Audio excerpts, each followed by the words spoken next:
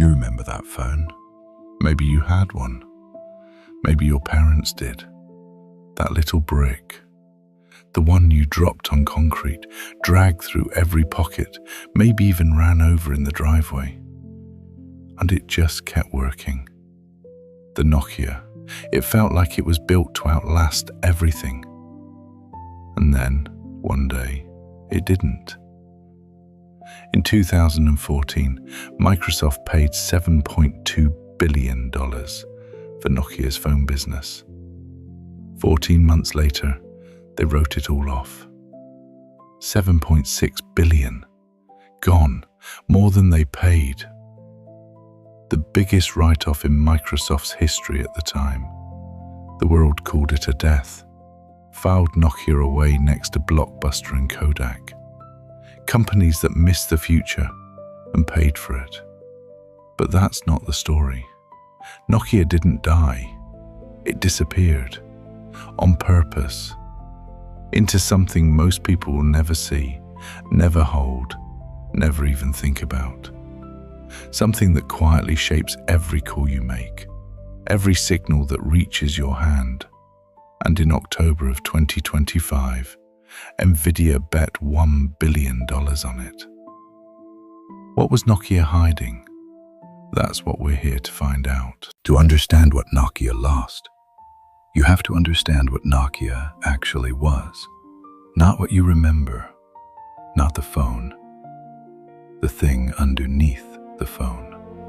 Nokia was founded in 1865, not in Silicon Valley, not in a garage in New Jersey, in a forest in southern Finland, on the banks of a river called Nokianvirta, by a mining engineer named Fredrik Idestam.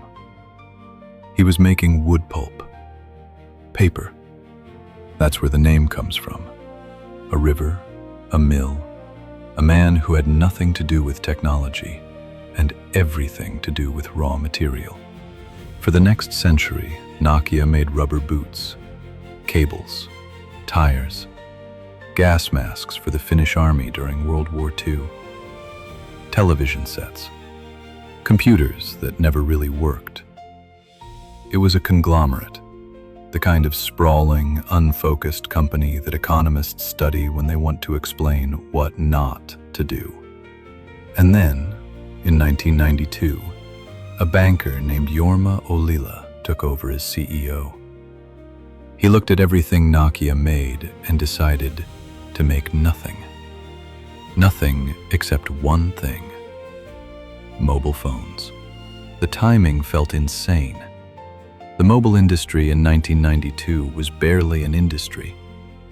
Phones were heavy, expensive, unreliable. The market was a fraction of what anyone projected.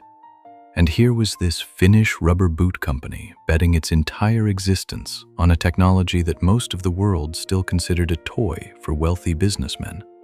But Ollila saw something the market didn't. He saw that connectivity wasn't a luxury product. It was going to be a human need. Not someday, soon. And whoever built the infrastructure for that need early enough would own something that couldn't be copied overnight. So Nokia sold everything else, went all in. By 1998, Nokia had passed Motorola to become the largest mobile phone manufacturer in the world. By 2000, it controlled more than 40% of the global mobile market. Not 40% of a niche, 40% of every mobile phone sold on Earth. Let that settle for a second. In 2000, Nokia's market cap hit approximately 300 billion euros. It represented 4% of Finland's entire GDP, 21% of the country's total exports, 70% of the value of the entire Helsinki Stock Exchange. There was a moment, brief and extraordinary, when Nokia was Finland. Not a company based in Finland. Finland itself, expressed as a corporation. And then there was the Nokia 1100, launched in 2003. A basic phone. No camera, no internet, nothing that would impress anyone today. but it had a flashlight, a radio, and a battery that lasted days. It was cheap enough for someone in rural India or sub-Saharan Africa to buy. It was durable enough to survive conditions that would destroy anything else. 250 million units sold. The best-selling consumer electronics product in the history of the world up to that point. Not the best-selling phone. The best-selling electronic device of any kind ever made. Think about what that means. More people held a Nokia 1100 than any television, any camera, any radio, any calculator that had ever been produced. For hundreds of millions of people, Nokia was their first telephone, their first connection to anything beyond the village they were born in. That's not a product. That's infrastructure. That's civilization compressed into plastic and a circuit board. And Olila understood that. He didn't talk about market share the way CEOs talk about market share today, with charts and quarterly projections and analyst calls. He talked about connecting people, not as a tagline, as a literal description of what the company was doing. Nokia's slogan was connecting people, and for a decade, that was exactly what it did. The engineers Nokia produced became the most sought-after telecom talent in the world. The city of Oulu in northern Finland, a place most Americans couldn't find on a map, became known as the Silicon Valley of Europe. Universities restructured their curricula to feed Nokia's hiring pipeline. The Finnish government built economic policy around Nokia's trajectory. An entire nation organized itself around the momentum of one company. That kind of success does something to an organization. It doesn't just make you confident, it makes you certain. And certainty, not arrogance, not laziness, not incompetence. Certainty is usually the thing that kills empires. Not because certain people are stupid, because certain people stop asking whether they might be wrong. By 2006, Olila stepped down. The company was at its peak. The trajectory was clear. The market share was unassailable. The brand was everywhere. What could possibly go wrong? In June of 2007, Steve Jobs walked onto a stage in San Francisco and held up a piece of glass. Nokia's engineers watched the keynote. They understood what they were seeing. One of them, years later, described the feeling in the room as watching a slow-motion car crash. Knowing it was happening, not being able to stop it, not being able to move. The new CEO, Olli-Pekka Kallasvuo, told the press that Nokia had already been working on touchscreen technology, that they were not worried, that the market would sort itself out. He was right about one thing. The market did sort itself out. It just didn't sort it out the way he expected. Here's something that will stay with you. Nokia had touchscreen prototypes before the iPhone. Not close, not almost, before. Engineers inside Nokia had built working touch-based interfaces years before Steve Jobs walked onto that stage. They had the technology, they had the talent, they had the resources. They were, by every measurable standard, ahead, and they did nothing with it. Not because the technology didn't work, because the organization couldn't decide who owned it, because middle managers killed projects before they reached leadership, because leadership was too afraid of cannibalizing their own products to greenlight something that might replace them, because Nokia had built a culture where the safest career move was always to say no, quietly, bureaucratically, without leaving fingerprints. A study published years later by two professors who interviewed Nokia executives described something chilling. They found that middle managers had been filtering information going up the chain for years. Good news moved fast. Bad news moved slow or disappeared entirely. Leaders at the top were making decisions based on a version of reality that didn't exist. And the engineers at the bottom knew exactly what was happening and had learned over time that raising the alarm was a career risk, not a career move. That's not a technology failure. That's a human failure. Nokia didn't lose to the iPhone because Apple was smarter. Nokia lost because Nokia had become a place where smart people stopped speaking. By 2010, the stock had fallen more than 60% from its peak. The smartphone market, the market Nokia had helped create, was being rapidly divided between Apple and a new operating system called Android, built by Google and adopted by every hardware manufacturer that couldn't afford to build its own software from scratch. Nokia still had Symbian, an operating system that had once been the most widely used smartphone platform on Earth. But Symbian was aging. It was slow to update. It was difficult for developers to build on. And inside Nokia, everyone knew it. There was also MeeGo, a joint project with Intel, a new operating system that Nokia's own engineers believed was technically superior to both iOS and Android. It was promising. It needed time. What Nokia needed in the fall of 2010 was a steady hand, someone who understood the product, someone who had grown up in hardware, in mobile, in the particular ecosystem of telecom. What Nokia got was Stephen Elop. Elop was Canadian. He had spent the previous 3 years at Microsoft, running the business division, office, productivity software, enterprise tools.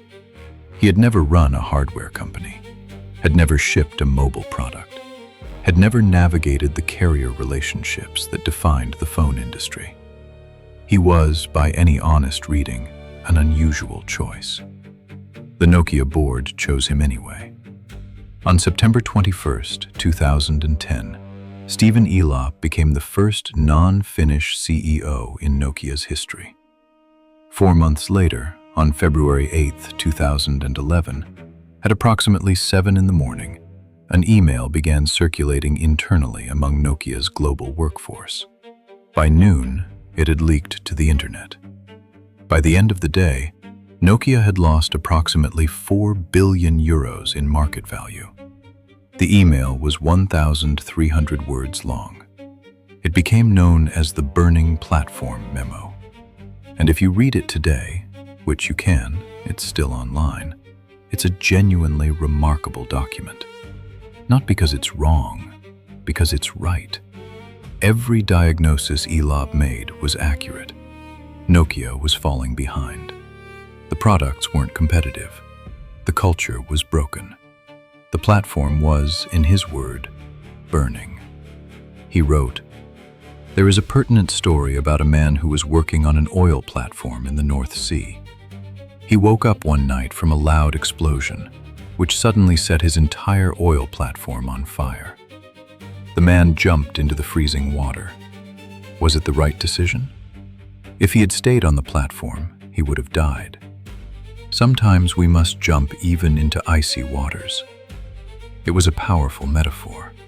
The problem was what came next. 3 days after the memo, Elop announced that Nokia would abandon Symbian, would abandon MeeGo, would partner exclusively with Microsoft and adopt Windows Phone as its operating system going forward. The company that had built its own software for 20 years would now depend entirely on the software of its CEO's former employer. Let that sink in for just a moment. On the day Elop declared Nokia's platform a burning wreck, Nokia was still selling more smartphones running Symbian than Apple was selling iPhones, and Google's partners were selling Android devices. Combined. The platform was struggling, but it was not dead, and MeeGo, the successor, had just shipped its first commercial device to critical acclaim. Engineers who worked on it described it as the best mobile software Nokia had ever produced. None of that mattered now, because the CEO had announced publicly that Nokia's own products had no future. What happens when the person in charge tells the world your product is worthless? Developers stop building for it. Carriers stop promoting it. Consumers stop buying it. The self-fulfilling prophecy completes itself in months, not years, months. Nokia's smartphone market share collapsed from 34% to 3.4% during Elop's tenure. Revenues fell 40%. Profits fell 95%. The credit rating dropped from A to junk. The Financial Times did a calculation that became infamous in Finnish business circles. They determined that Nokia's shareholders had effectively paid Elop approximately 1 million euros in compensation for every 1.5 billion euros in market value that disappeared while he was in charge. Finland had a name for what happened. They called it the Elop effect. And then came a question, quiet at first, then louder, that nobody has fully answered to this day. Was it incompetence? Or was it something else? Elop joined Nokia from Microsoft. Elop steered Nokia toward an exclusive partnership with Microsoft. Elop oversaw Nokia's collapse. And then Elop collected a $25 million exit package when Microsoft acquired Nokia's device business in 2014. 2 books were written about it in Finland. Both concluded the same thing, that Elop was not a spy, not a saboteur, not a corporate agent planted to destroy a competitor from within. That the most likely explanation was simpler and sadder. A capable software executive, deeply out of his depth in hardware, making a series of catastrophic decisions in good faith. But here's the thing about that conclusion. It doesn't make the story less haunting. It makes it more. Because if Elop was just wrong, genuinely, sincerely, catastrophically wrong, then Nokia wasn't destroyed by a villain. It was destroyed by a decision, made by a person, in a meeting room somewhere, with the best of intentions. And $14 billion evaporated because of it. In September of 2013, Steve Ballmer made the last major decision of his tenure as Microsoft CEO. He bought Nokia.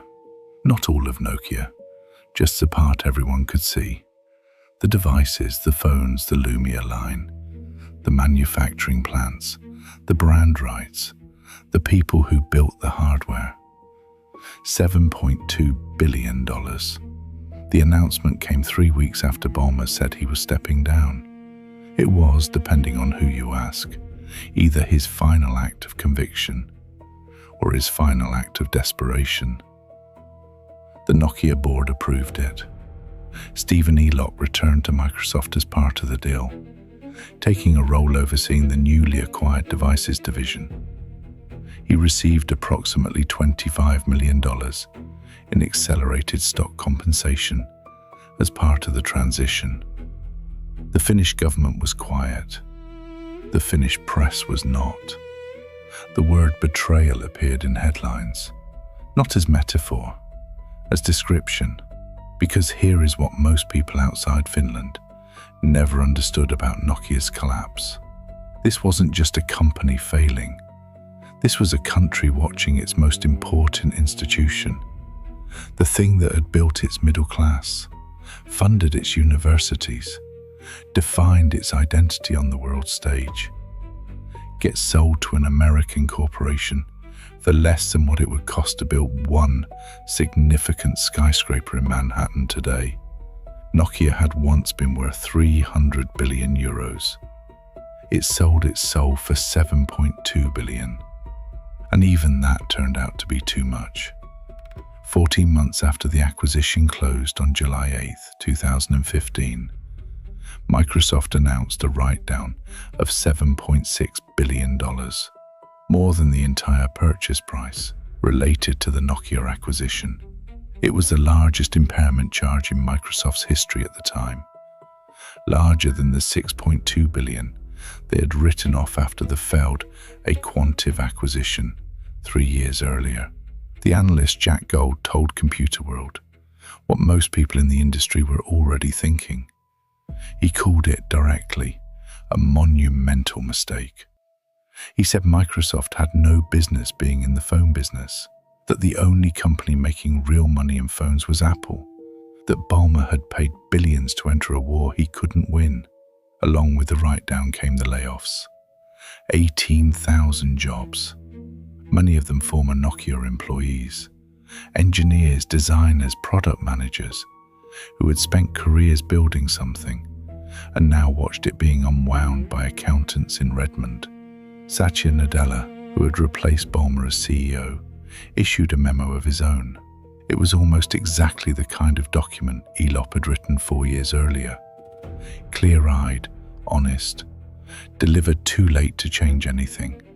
Microsoft would eventually sell Nokia's feature phone business to a company called HMD Global in 2016 for $350 million, less than 5% of what Microsoft had paid 2 years before.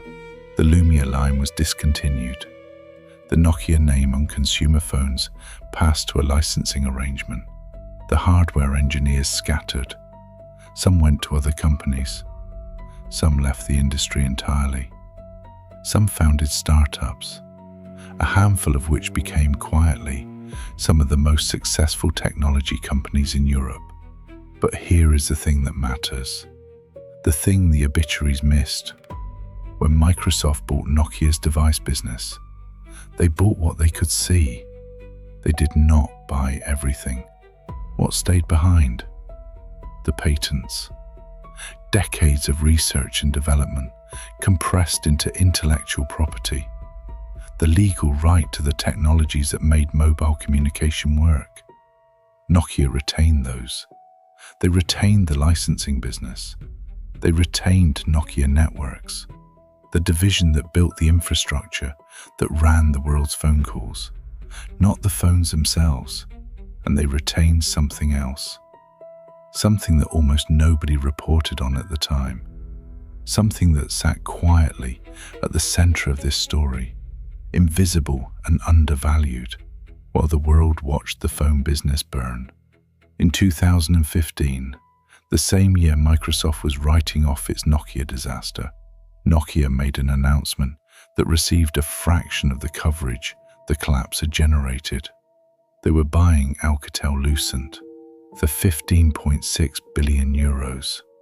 If you don't know the name Alcatel-Lucent, that's fine. Most people don't. It was a Franco-American telecommunications company, the result of a troubled merger between Alcatel of France and Lucent Technologies of the United States, completed in 2006. The merger had been rocky. The company had struggled. Its stock had underperformed for years. By 2015, the market viewed it as a tired asset in a mature industry. Nokia saw something different. Because inside Alcatel-Lucent, buried under years of financial underperformance and corporate mismanagement, was something that had survived everything thrown at it. Something that had outlasted the breakup of AT&T, the dot-com collapse, the financial crisis, 2 failed mergers, and decades of cost-cutting. Something that, in another era, had literally changed the world. Its name was Bell Labs.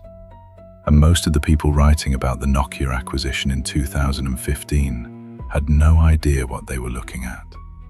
We'll get to Bell Labs in a moment, but first, I want you to understand what Nokia looked like in 2014, the year the phone business was gone. Because this is the part of the story where most people stop paying attention, and it's the part where the real story begins. Nokia was, at that point, a company with a ruined reputation and an extraordinary set of assets that nobody was valuing correctly. It had patents worth billions, patents that every smartphone manufacturer on Earth needed licenses to, whether they liked it or not. It had Nokia Networks, a global infrastructure business operating in more than 150 countries. It had a research division that hadn't stopped working through any of the chaos. It had cash from the Microsoft sale. And it had a new chairman, a Finnish entrepreneur named Risto Siilasmaa, who had founded a cybersecurity company called F-Secure and joined Nokia's board in 2008, watching the collapse from the inside with the particular clarity of someone who had nothing to protect. Siilasmaa would later write a book about what came next. He called it Transforming Nokia. The subtitle was The Power of Paranoid Optimism. Paranoid optimism. Hold on to that phrase. It means something specific. It means the ability to anticipate disaster without being paralyzed by it, to plan for failure while still moving forward, to hold two contradictory things in your head at once. This could go badly, and we're going to build it anyway. That's not a management philosophy. That's a survival instinct, and Nokia was about to need every bit of it. Before we talk about what Nokia bought, I need to tell you about a building. There's a building in Murray Hill, New Jersey. Low-rise, functional, the kind of architecture that doesn't announce itself. From the outside, it looks like any mid-century office complex. The sort of place where you'd expect insurance adjusters or government bureaucrats, not the people who invented the modern world. But that building, and the institution that grew from it, produced more foundational technology than any university, any government laboratory, any private research facility in the history of organized science. Its name is Bell Labs.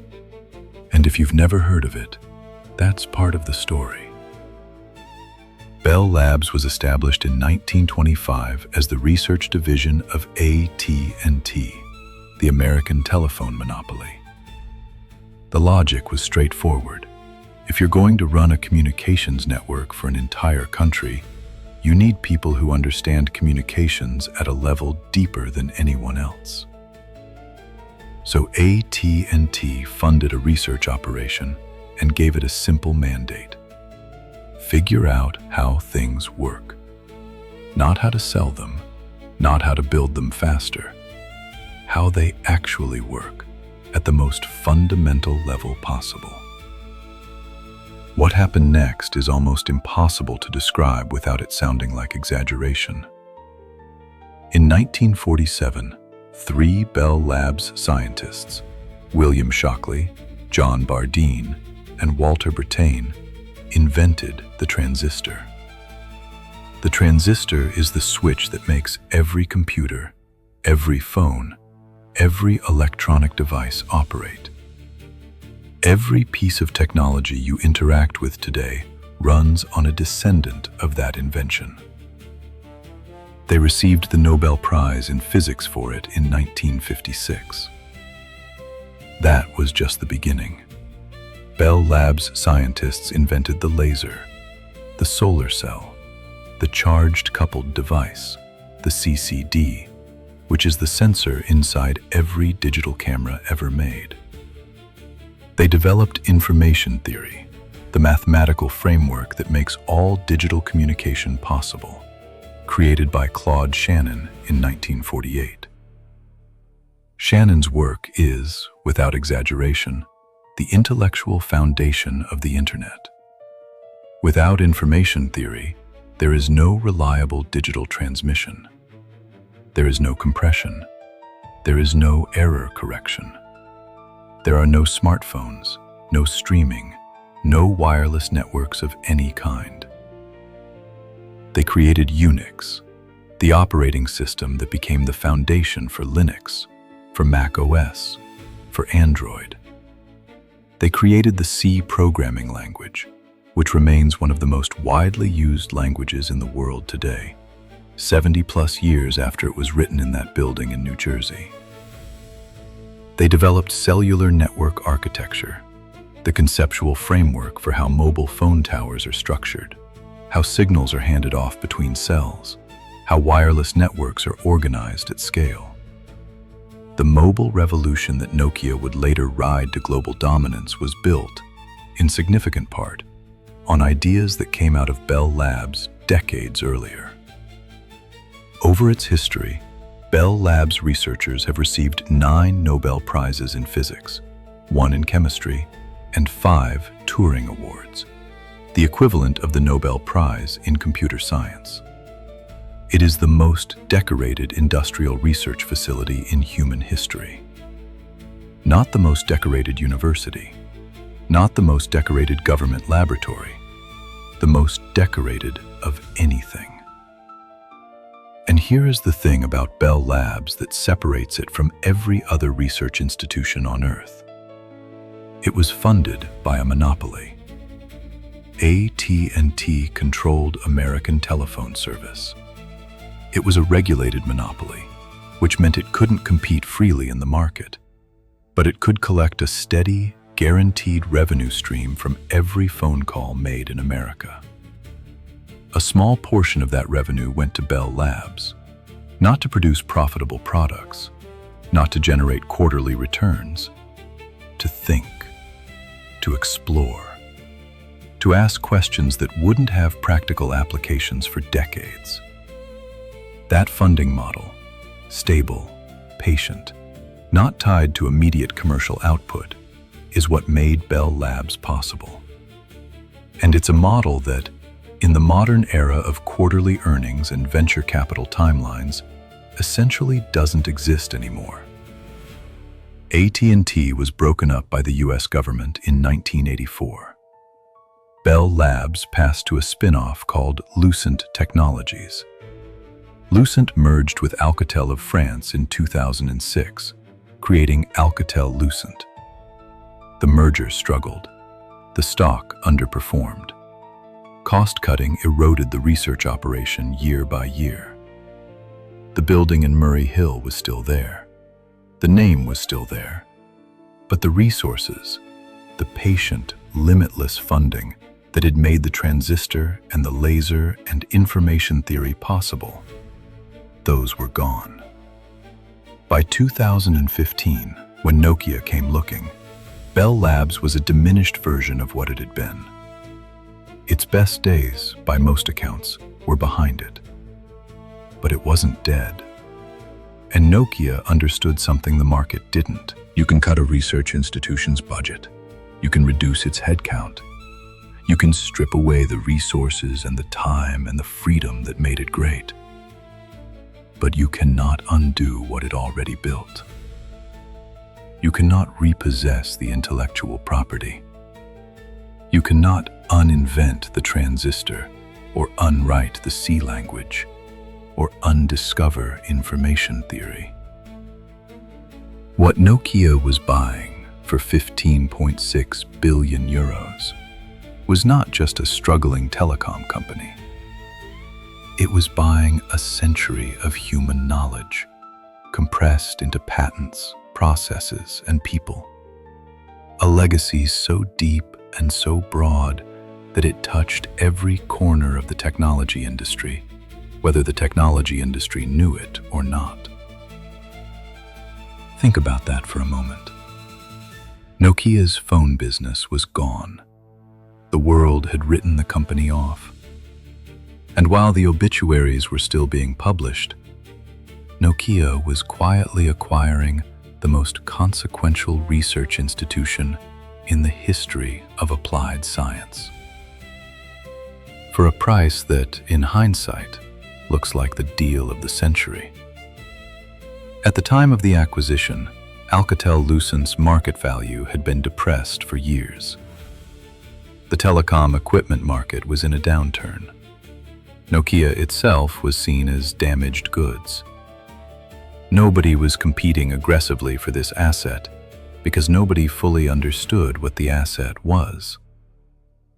The bankers looked at revenue multiples and infrastructure contracts. Nokia looked at what the patents covered. And the patents covered everything. Nokia Technologies, the licensing arm that Nokia had retained after selling the phone business, was already generating approximately 1.4 billion euros per year in licensing revenue. every smartphone manufacturer on Earth, including Apple, including Samsung, including every Chinese brand you've ever heard of, was paying Nokia for the right to use technologies that Nokia's engineers had developed and patented over decades. The phone was gone. The royalties remained. Every year, predictable, high margin, requiring no factories, no retail stores, no supply chain, no manufacturing risk of any kind. Now add Bell Labs to that foundation, and then ask yourself a different question. Not, did Nokia survive? But, was Nokia ever actually dying? Or was it doing something else entirely? Something that looked, from the outside, like collapse, but was in reality a slow, painful, deliberate transformation into something the industry had never seen before. A company that earns money when everyone else makes something.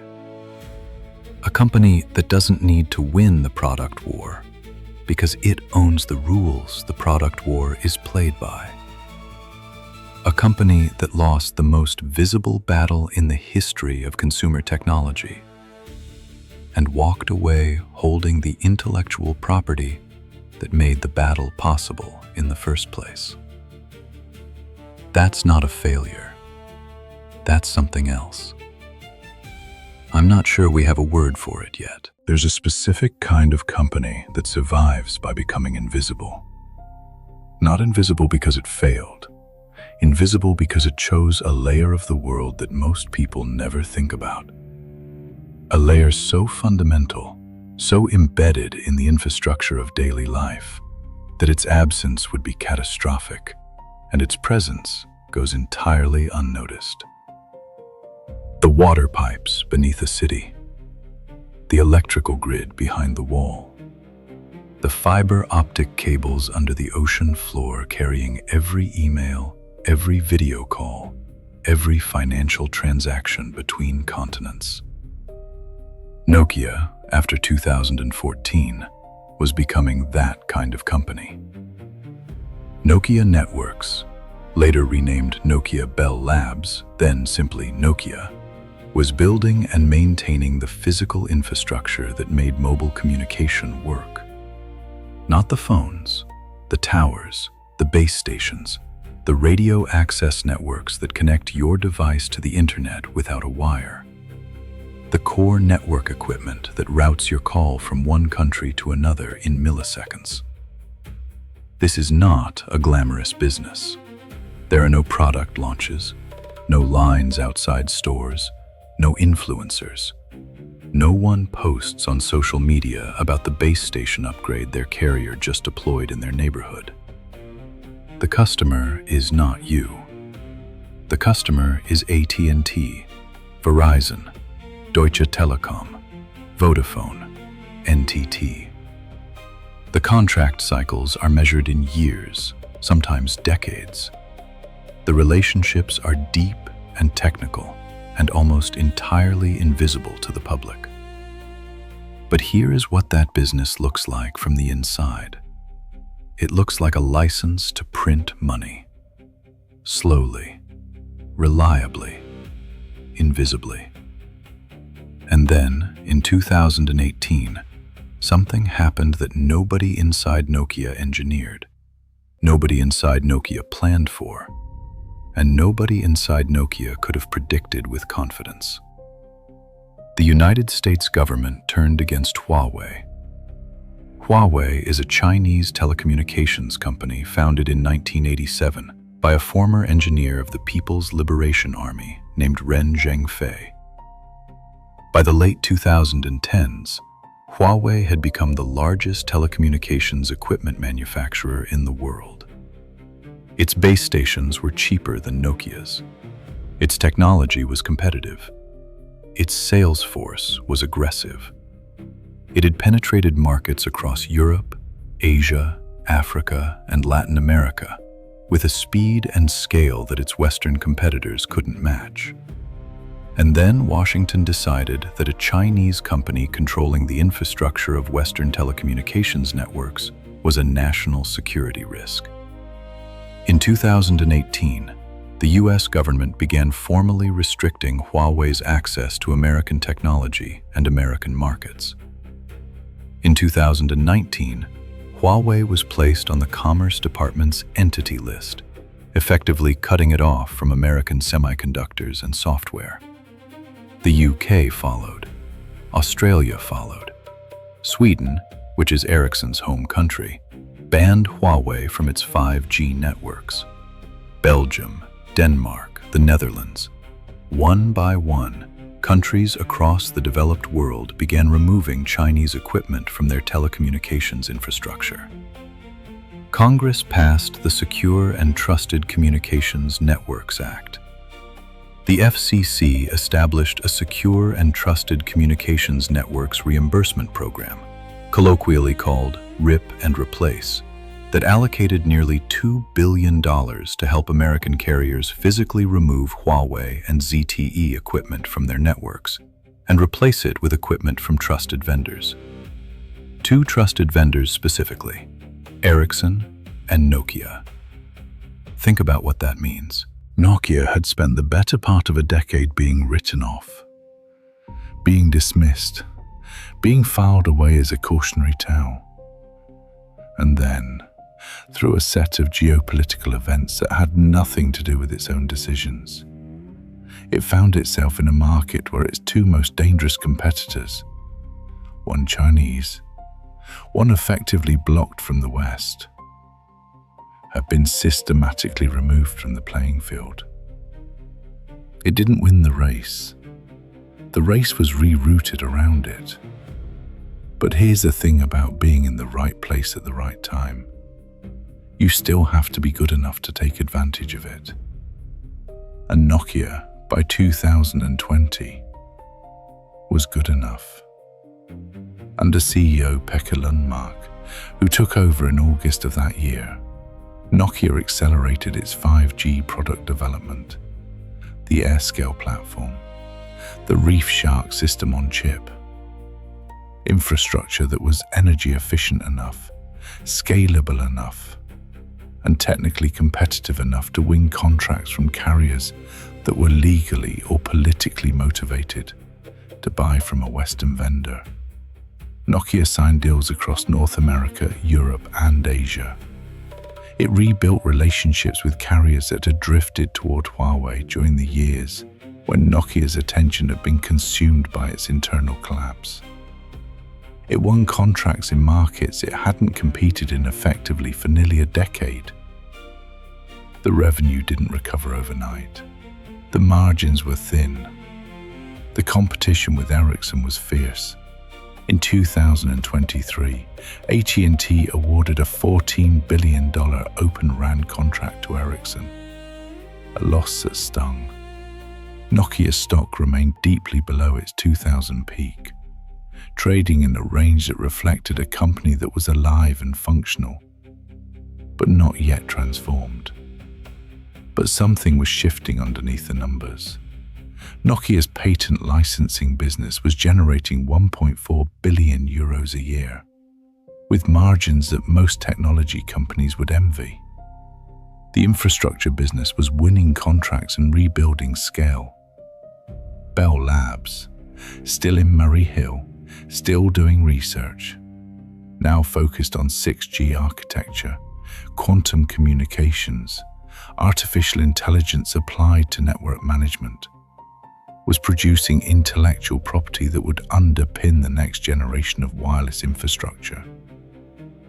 And Lundmark, to his credit, saw something coming that most of the telecom industry was still treating as a distant, theoretical possibility. The convergence of artificial intelligence and wireless networks. Not AI as a feature, AI as infrastructure. The idea that the radio access network itself, the system of towers and base stations and spectrum management that connects billions of devices to the internet, could be transformed from passive pipe into active computational platform. That the same hardware that transmitted your phone call could, during periods of low traffic, run AI inference workloads for businesses that needed compute power at the network edge. That 5G towers could become, in effect, distributed AI factories, generating revenue for carriers not just from connectivity, but from computation. This idea had a name, AIRAN. And in late 2025, the most powerful chip company in the world decided it was real enough to bet $1 billion on.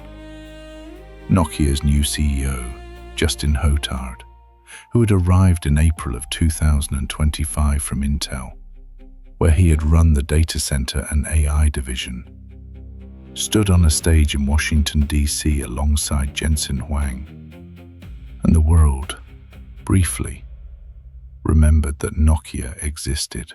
October 28th, 2025, Las Vegas. Nvidia's GTC conference.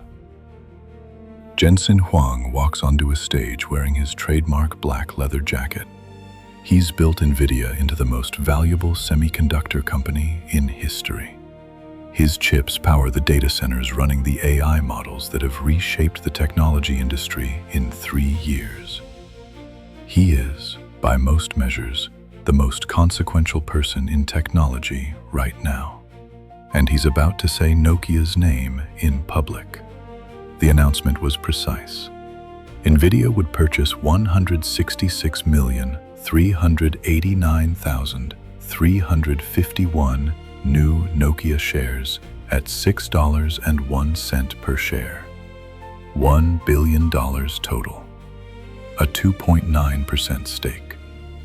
Simultaneously, the two companies announced a joint platform, the Nvidia Aerial RAN Computer Pro, built on Blackwell architecture, that would allow Nokia's 5G and 6G base stations to run AI inference workloads alongside traditional network traffic. T-Mobile US announced it would be the first carrier to deploy the technology, with field trials beginning in 2026. Dell Technologies would supply the servers. Nokia's stock jumped more than 20% in a single session. Its market cap, which had been approximately $40 billion, moved to levels it hadn't seen in over a decade. But the number that mattered most wasn't the stock price. It was a single line in the official press release, the subtitle of the entire announcement: Powering America's Return to Telecommunications Leadership. Read that again, slowly. Not Nokia's return, not Nvidia's expansion, America's return. Jensen Huang stood on that stage and framed a business transaction as a national security strategy. He said, without diplomatic softening, that global telecommunications had been built on American technology but deployed on foreign infrastructure. That this was a problem, that it needed to stop. He was talking about Huawei, about China, about a 15-year period during which the West had allowed a Chinese company to become the backbone of the world's wireless networks, while the American technology industry focused on software, apps, and consumer devices. And now, with Huawei blocked across most of the developed world, with 6G on the horizon, with AI converging with network infrastructure in ways nobody had fully mapped yet, Huang was positioning Nokia, a Finnish company, not an American one, as the vehicle through which the United States would reclaim dominance over the physical layer of global communication. Think about the layers of that decision. Nvidia is not just buying Nokia stock. Nvidia is buying influence over how the world's wireless infrastructure is built for the next decade. Every Nokia base station that runs on Nvidia chips is a Nokia base station that can't easily run on someone else's chips. Every carrier that builds AIRAN on the Nokia Nvidia platform is a carrier that has made a decade-long infrastructure commitment. This is not how most people think about a billion-dollar investment. Most people think about return on equity, dividend yield, price-to-earnings ratios. Huang was thinking about something else. He was thinking about what happens when every wireless tower in the Western world becomes a distributed AI computer, and who owns the software and hardware stack that makes those computers run. He wasn't buying a company. He was buying a position. And this, if you've made it this far into this story with me, I want to take a second. Because what we're covering here isn't just the history of a phone company. It's about how empires actually work, how they fall, how the pieces that survive a collapse are often the most valuable things that company ever built, and how almost nobody sees them for what they are, until it's too late to buy in cheap. If that's the kind of story you want more of, stories about the invisible structures behind the things the world thinks it understands, subscribe to this channel. Every video we make is built the same way this one was. Deep research, no shortcuts, no hype, just a story underneath the story. Now, back to Nokia. Because the $1 billion is not the end of this. It's the beginning of a question that nobody in the telecom industry has answered yet. And the answer will determine who controls the wireless infrastructure of the next 30 years.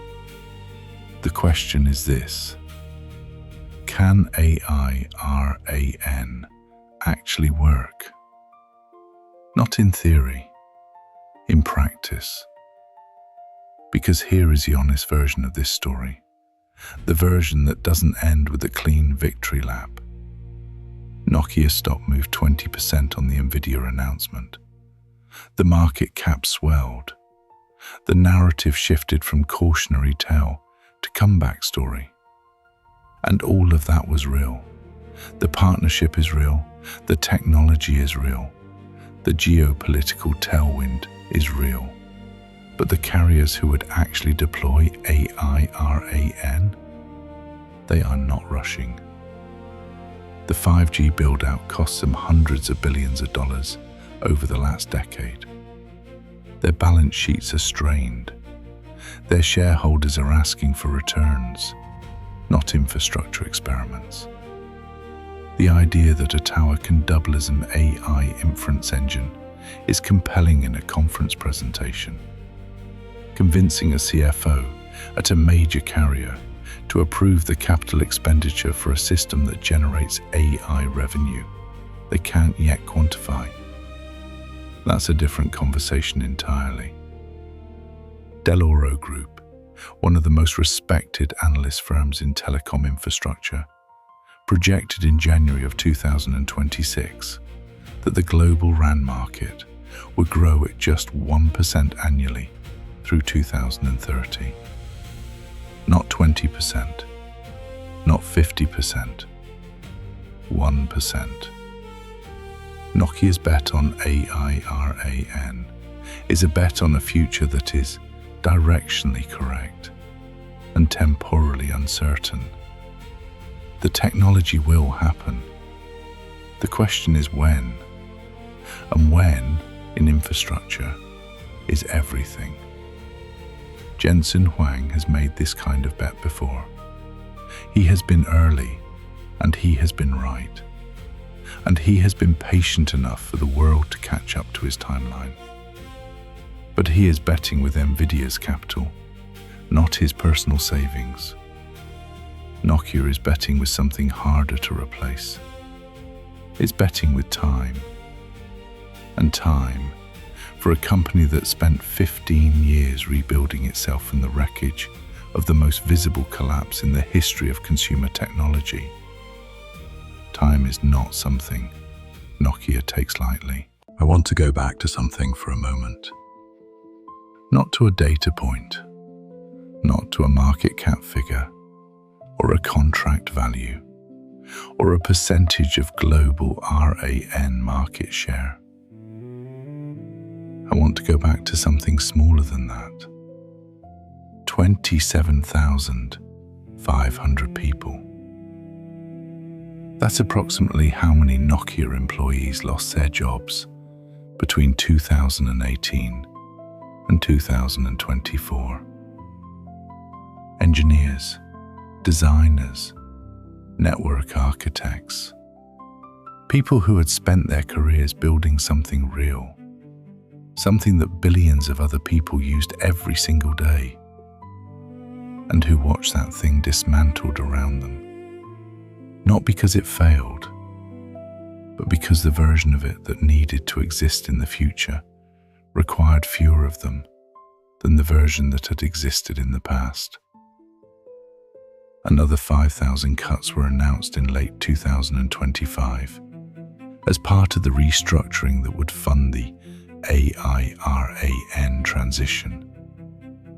I'm not telling you this to make you feel bad about Nokia's recovery.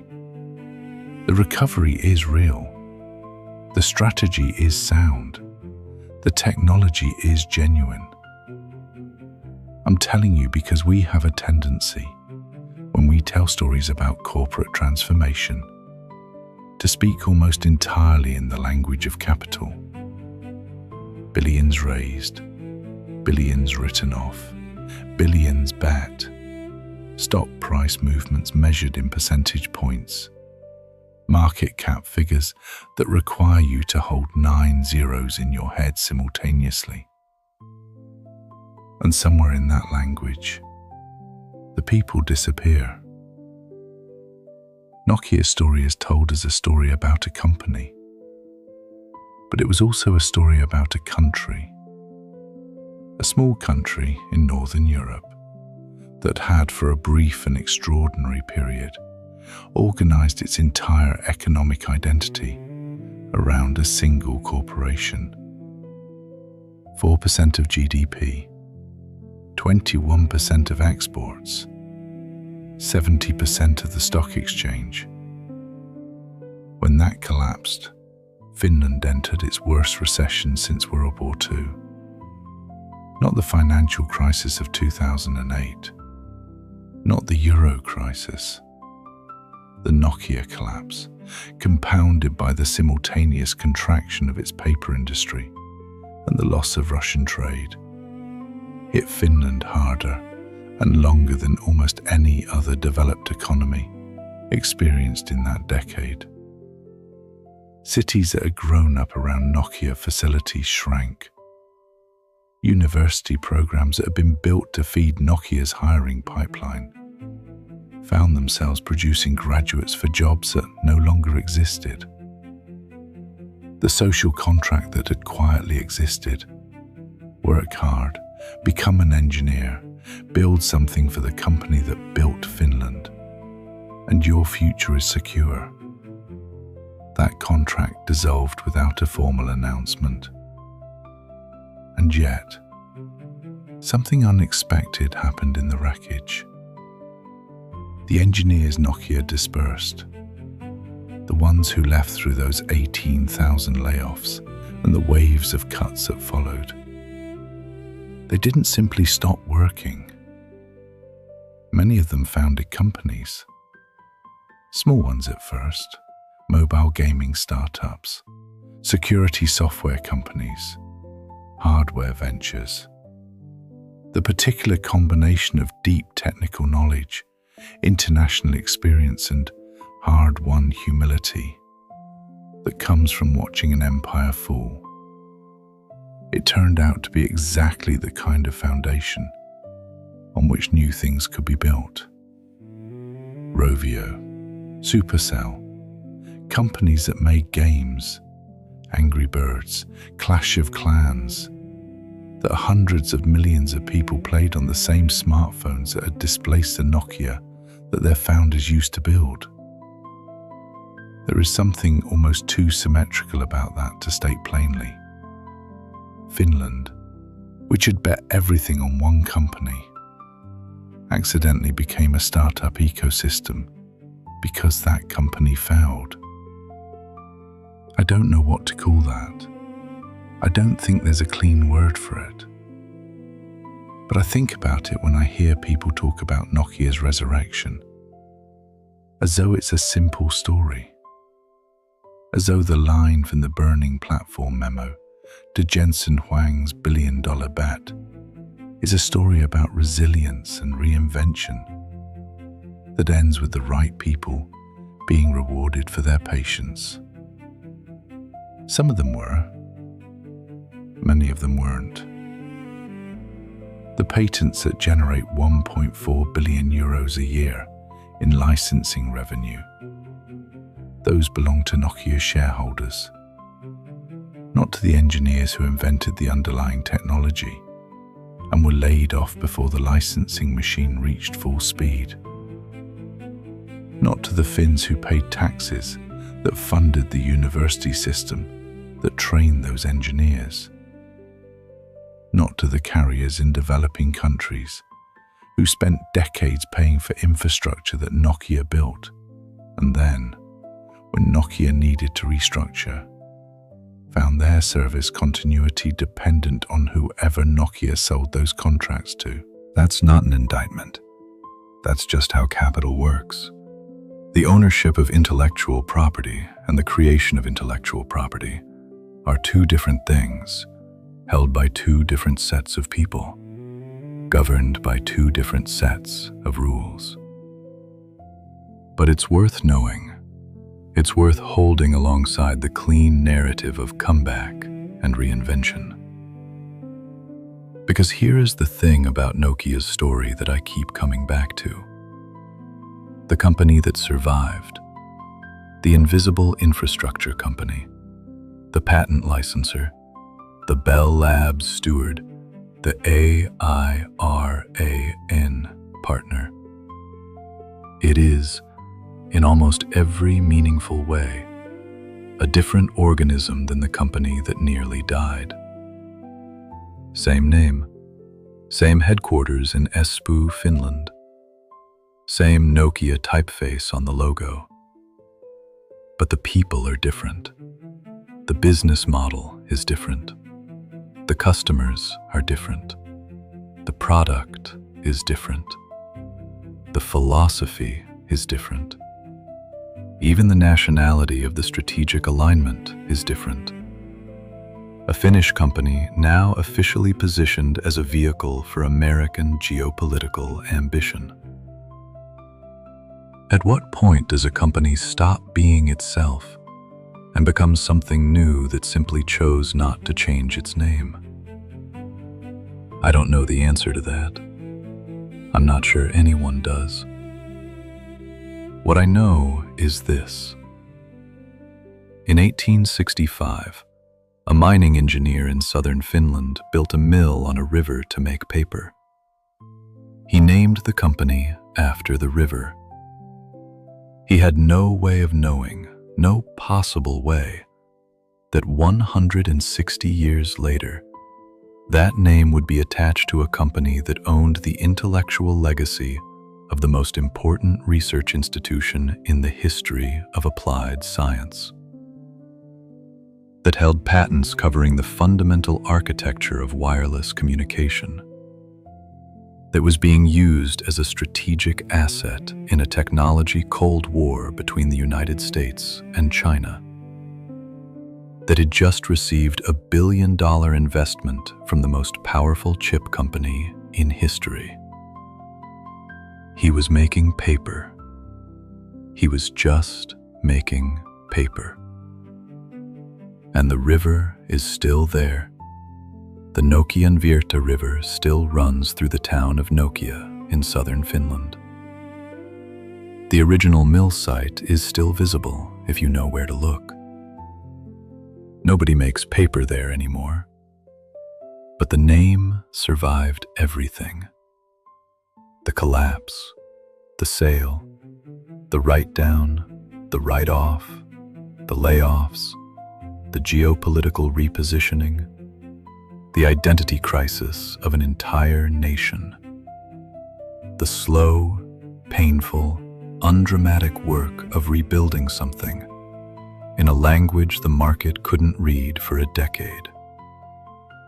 The name survived. And now Jensen Huang says it on stages in Washington, D.C., in the same breath as 6G and artificial intelligence and the future of American telecommunications leadership. Frederick Edestam made paper. What Nokia makes now doesn't have a simple name, but it runs underneath everything. There's a question I've been sitting with through the entire length of this story. Not the obvious one. Not whether Nokia's comeback is real, or whether AIRAN will deliver on its promise, or whether Jensen Huang's billion-dollar bet will return a multiple that justifies the risk. Those are fine questions. Financial analysts will spend the next decade arguing about them in earnings calls and research reports and conference presentations. The question I've been sitting with is quieter than that. It's this: what does it mean to survive?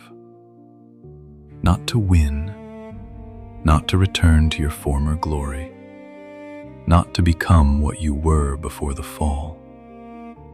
Just to survive, to still exist, to still carry the name, to still be running in some form when the world that broke you has moved on to breaking something else. Nokia in 2026 is not Nokia in 2000. The numbers are different. The people are different. The business is different. The customers are different. The relationship to its own country is different. The relationship to power is different. And yet, here it is, still here. There is something in that I find genuinely hard to articulate. Not inspiring exactly, not comforting. Something more complicated than either of those things. Something that sits in the space between admiration and unease. We tend to tell stories about companies the same way we tell stories about people, with a clean arc. Rise, fall, redemption, hubris, humbling, wisdom. The character learns something. The lesson is delivered. The audience walks away with a feeling they can name. Nokia's story doesn't give you that. Nokia didn't learn humility and return to greatness. It got broken into pieces, sold the most visible piece for far less than it was worth, held on to the pieces nobody was watching, waited for a geopolitical event nobody predicted, bought a research institution the market had stopped valuing correctly, and positioned itself, slowly, quietly, without a single memorable product launch, at the intersection of two forces that are reshaping the world: artificial intelligence and the physical infrastructure it needs to reach everywhere. That's not a redemption arc. That's something more patient than redemption. Something more accidental. Something that required, above all, the willingness to exist without being understood. For 10 years, Nokia existed without being understood. Most companies can't survive that. Most companies need the market to see them clearly, need the valuation to reflect the value, need the narrative to match the reality, need the story people tell about them to bear some resemblance to what they actually are. Nokia survived a decade of being misread, survived being filed under failure while quietly building something the market wouldn't appreciate, until a man in a black leather jacket stood on a stage and named it. And I keep thinking about what that requires. Not strategically, not financially, personally. at the level of the individual engineers and executives and board members who stayed through the restructuring, who took the pay cuts, who watched colleagues leave for companies with better stories, who kept building infrastructure that nobody wrote magazine articles about, who kept funding research that nobody was watching. What does it take to keep working on something when the world has decided it's over? I don't think the answer is belief. Not exactly. Belief is what you have before the evidence accumulates. What Nokia needed wasn't belief. By 2015, the evidence of collapse was comprehensive and undeniable. What Nokia needed was something harder to name. Something closer to the refusal to accept the world's verdict as final. The world declared Nokia dead. Nokia disagreed. Not loudly, not with a press release or a rebrand or a turnaround manifesto. Just quietly, obstinately, without drama, kept working. There's something in that I want to leave with you. Not as a lesson. I promised I wouldn't explain the lesson. Just as an observation. The most valuable things Nokia built during the years when the world wasn't watching, the patents, the infrastructure relationships, the Bell Labs acquisition, the slow reconstruction of a research capability around 6G. None of them were built for an audience. None of them were built to change the narrative. None of them were designed to make the stock move, or the headlines shift, or the analysts upgrade the rating. They were built because building them was the right thing to do. Because the work had value regardless of whether the market could see it. Because the river keeps running, whether or not anyone is standing on the bank watching. The Nokian Virta River, still running. Fredrik Idestam's mill is gone.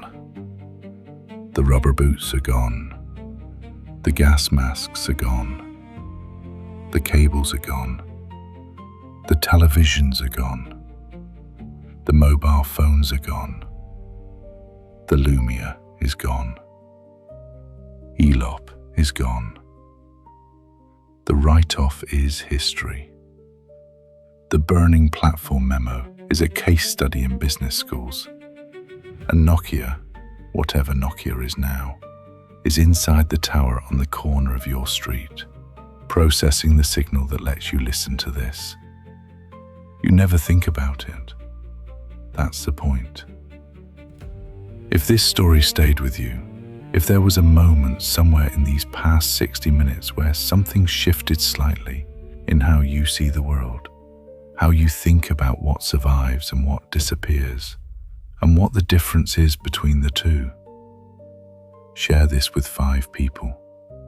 Not because we need the numbers, because this kind of story is meant to be passed. The stories that don't have clean lessons are the ones worth discussing. The ones where you finish and find yourself sitting with a question you can't quite answer. Those are the ones that do something to you over time. Leave a comment below. Not a reaction, a thought. Something you actually believe. Something you're genuinely uncertain about. Something this story opened in you that you want to put into words. And if you want to tell us what empire we should trace next, what invisible structure, what fallen name, what story running underneath the surface of something everyone thinks they already understand, leave that too. We'll be back. We always come back. Subscribe and keep asking what's underneath.